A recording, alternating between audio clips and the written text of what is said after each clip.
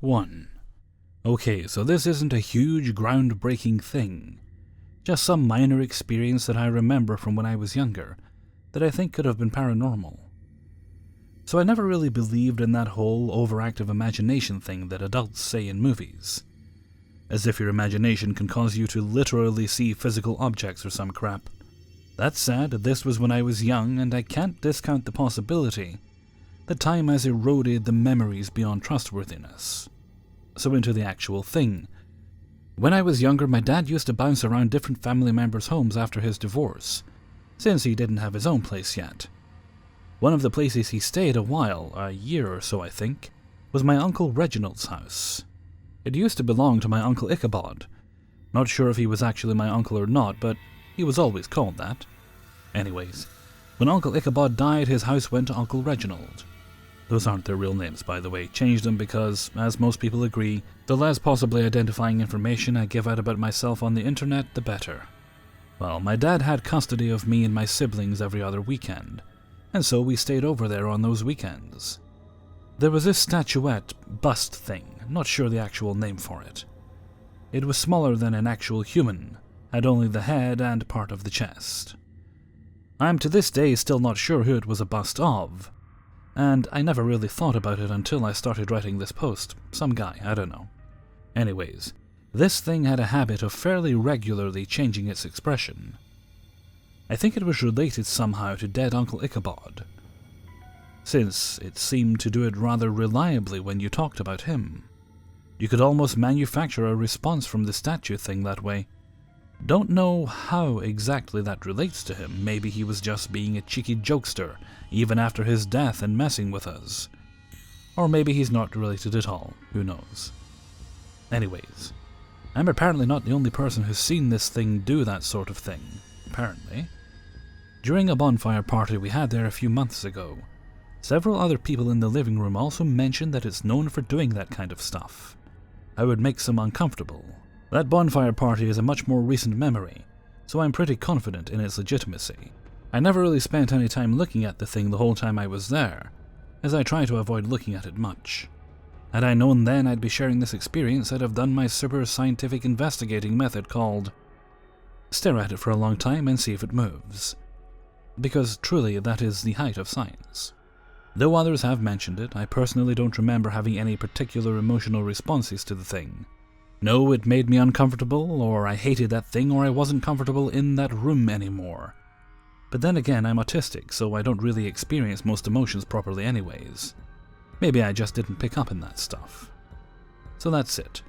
Nothing huge or groundbreaking, no demonic possessions with 360-degree head spinning, no poltergeist tossing furniture around, no unnameable horrors from beyond, kicking down my door and eating my firstborn children. Just minor, benign, possibly supernatural experience from my childhood. Maybe the other family members who mentioned it at the bonfire party were simply recounting the fact that I always used to talk about it, and they've never seen it themselves. Maybe it isn't real, and my memories are degraded so much by age that they're unreliable. Who knows? Felt like sharing it regardless. Do what you choose with the information and believe me, or don't at your own decision, according to your basic human right to self-determination. 2. I just wanted to share one of my experiences with the paranormal. My girlfriend at the time and I decided to visit a local historic landmark around September time. As it was quiet, we were speaking to the receptionist. The room adjacent to the reception is the start of the tour. There is a water feature in the first room, from which we could also hear the sound of a girl crying. I kept wondering when the family would move on and explore the rest of the place, while we were chatting to the receptionist. When we entered this room, there was no family to be found. However, the faint sound of the child could still be heard.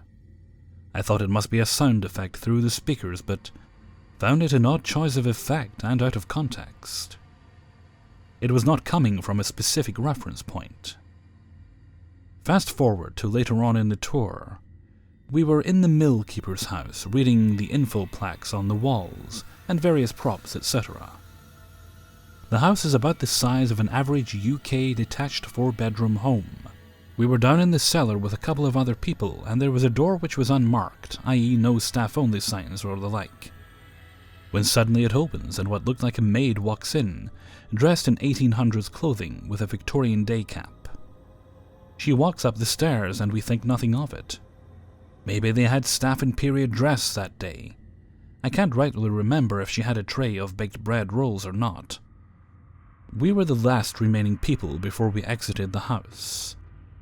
I like reading about the history of these places, so took my time, and got chatting with the lady who sits at the information desk at the front of the house. We were chatting about various things relating to the house, that era, how did these people live, etc. As we were chatting to her, the same maid came up from the cellar again, and continued to the second floor of the house, which is roped off to the public. "Oh yeah, I didn't realize this was an event day. What are the staff dressed up for? Is it a special occasion?" I commented. She looks confused. "What do you mean?" she says. "We saw a maid down in the cellar and she came upstairs. We've never seen anyone dressed up here. She's only just come back up there behind you and went up the stairs. What's up there anyway? Why is it roped off? It'd be interesting to see."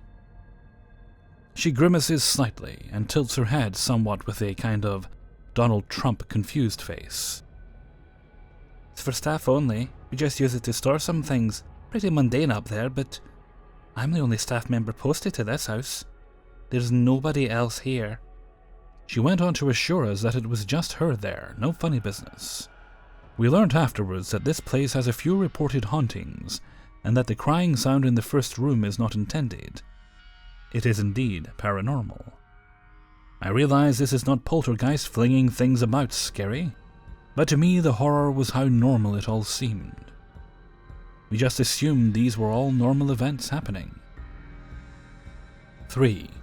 So I worked at the Appalachian Mountain Club at the base of Mount Washington for about 4 months or so, about a year ago. I moved up further north about 2 years ago. Ever since then I've been terrified of the woods at night.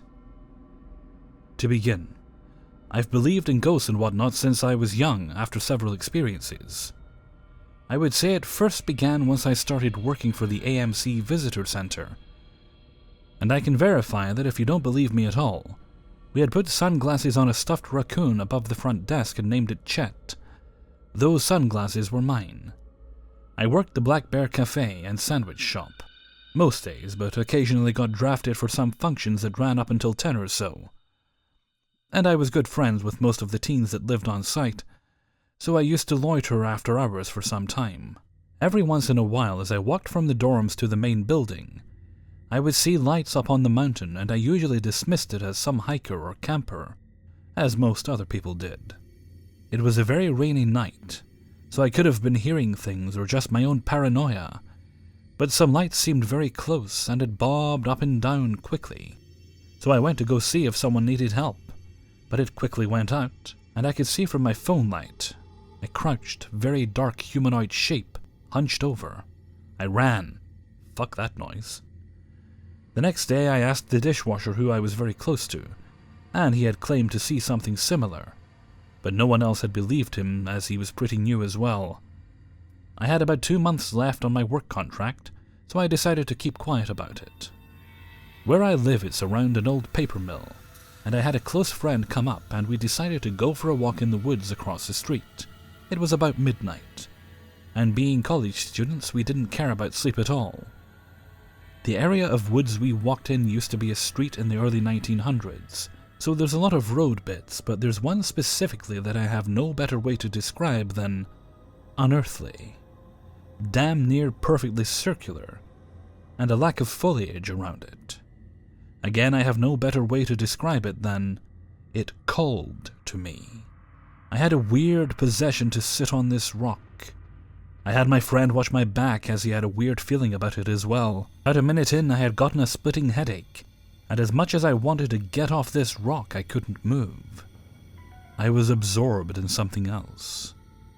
About another minute in, I called out to my friend to see if he saw anything, and he claimed to see a dark, hunched-over humanoid figure in one of the trees. I had to have him drag me off the rock and we ran out of the woods. 4. Okay. so I'm beginning to think I've had a spirit attached to me since I was a child. No matter where I live, the same spirit shows up, as if it's slowly making journeys to follow me every time I move. As a kid, I spent a lot of time by myself at home. It was liberating to have free reign of the house, being able to do as I please and be as loud as I wanted. When I was about 7 or 8, I began to feel as though someone was watching me. Nothing too spooky, but it felt like when your mom is about to catch you doing something bad. I'd heard from various members the house was haunted, but my grandmother assured me those were just stories to scare me. There was some truth to the fact somebody died in the house, but whether or not it was suicide, as my brother said, was suspect. Anyhow, I remember this event like it was yesterday, and I still fill with weeping existential dread when I re-speak the details. It's been over 20 years since. It's the early morning and I'm home alone. I believe I missed the bus that day, as I often did as a child charged with caring for herself because her mother couldn't. I'm watching TV or eating in the living room adjacent to the main hallway, and I hear the familiar soft creak of my grandmother's bedroom door opening. Is someone home? My mind races. Not possible, it's just me and Gigi and she's at work. Turning around to look over my shoulder, I squinted hard to see exactly what was happening, as if to somehow ensure I was still truly alone. There's a feeling in my chest welling up now, compelling me to move closer to her door. I want to see what's on the other side of the pencil-white crack.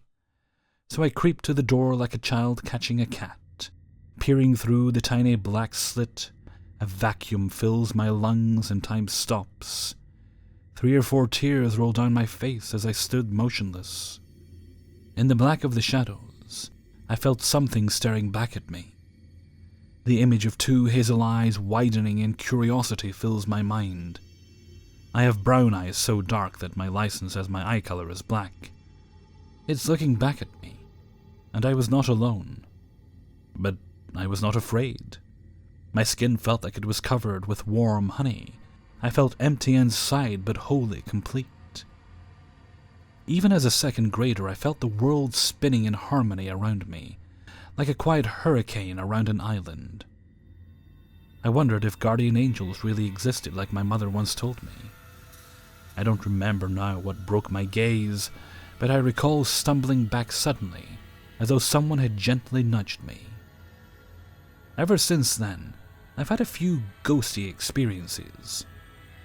A heavy crystal cake dish pushed from its home atop a fridge and shattering into a million pieces.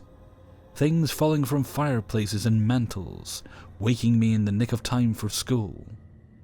Several roommates reporting lights on in the morning, cabinets inexplicably opened. Their things misplaced, things I've misplaced suddenly appearing in an open location, such as the dining room table, and mysterious breezes brushing past me like a gentle hug. And what happened last night? Last night, while locking up the side door at home, I get the feeling again of a person near me, yet I was completely alone. Out of my right ear I hear a sound I've never heard before. It was like static passed through a voice modifier, with the cadence of a happy song or a well-wisher's lilt. Someone shouting hello in the distance, sing-song-like and ethereal. My spine shivered uncontrollably as I threw a look over my shoulder, looking for some teenagers in the neighborhood playing music. Instead, my eyes were inexplicably locked onto the upstairs window of the abandoned house next to me. The window is the blackest of all, so much that not even light reflected off the glass panes. My head put the familiar silhouette of a person in the window, but maybe I was just imagining it. I've had this kind of sight before, seeing silhouettes walk in the dark or out of the corners of my eyes. I didn't encounter fear, just a feeling of curiosity which developed the harder I looked at the window. Suddenly I snapped out of my trance and realized I would be late if I stayed a moment longer. 5 whole minutes had elapsed while staring at this window. My legs felt like I had narrowly escaped drowning in time and space. Weak from treading the heavy current, In my mind, my nails were filthy from clawing at the soft soil of reality to save myself. I was gasping for air as though I had nearly truly drowned. The earth had seemingly lurched forward into the future while I was trapped. My body was telling me to rest from exhaustion, but I had things to do. Waving at the empty window, I faked a smile and finished locking up. It was the same feeling I felt as a kid, only much more severely. I was inconsolable in the car, and since last night, I felt that feeling or entity getting closer and closer. A part of me thinks that whatever was in the window wanted me to see it, but it's the same familiar feeling I got as a kid, so maybe it's the same entity. I kept seeing shadows in my living room last night, and every one was accompanied by the same curiosity, love, and protection I've felt since a child. Thankfully, I've never had a bad paranormal spirit encounter. Am I going crazy? Now, I've heard that spirits don't get attached to people.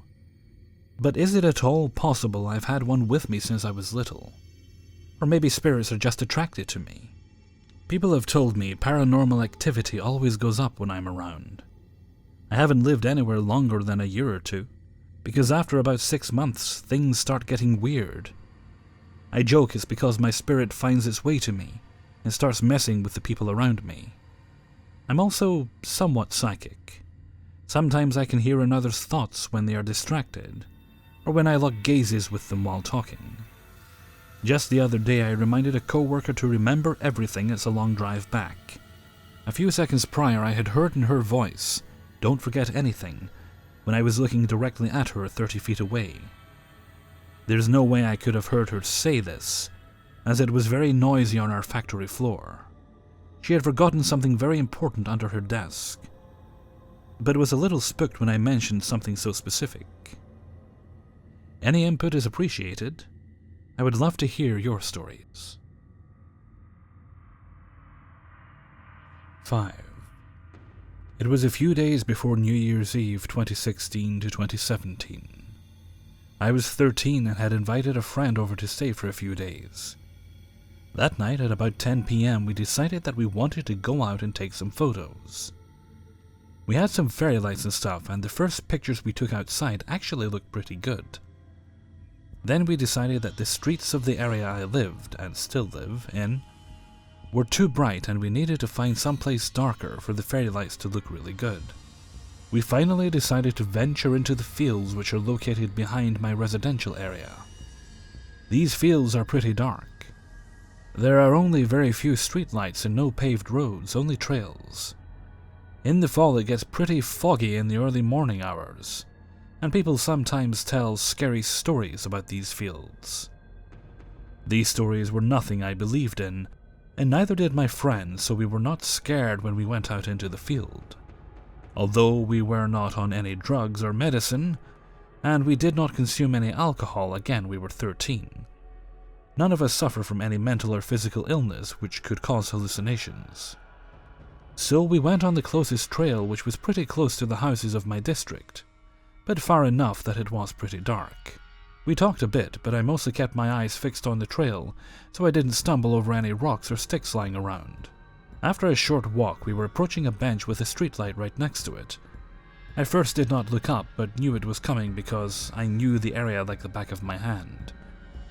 However, I soon wanted to know how close we were, so I looked up. And that's when I saw this creature. It was all black with very long arms and legs, and it did not have a face. However, its head was slightly tilted, so light could shine on the empty space where a face should have been. The memory is slightly fuzzy. I think it also had pretty big hands. Comparing it to the streetlight, I would estimate its height being about 3 meters. Pretty sure that's 10 feet. To be very honest, on the risk of not being taken seriously, it kind of reminded me of Slenderman minus his suit. I only saw it for a split second. When I blinked, it was gone. Logically, I thought it was just my brain playing tricks on me because I was a little tired. I decided to turn to my friend and tell her something along the lines of, "Dude, I just saw some weird Slenderman-looking thing over there," hoping for a good laugh. However, she did not respond with laughter. Instead, she stopped, grabbed my wrist and whispered, I saw it too. We talked about it again the next morning, and came to the conclusion that we did in fact see the exact same thing in the exact same spot. To this day, we don't know what it was or where it came from. We also did not encounter it again. But if anyone has any idea what this could be, or maybe has even seen something similar, please tell me. I just want to know what we saw that night.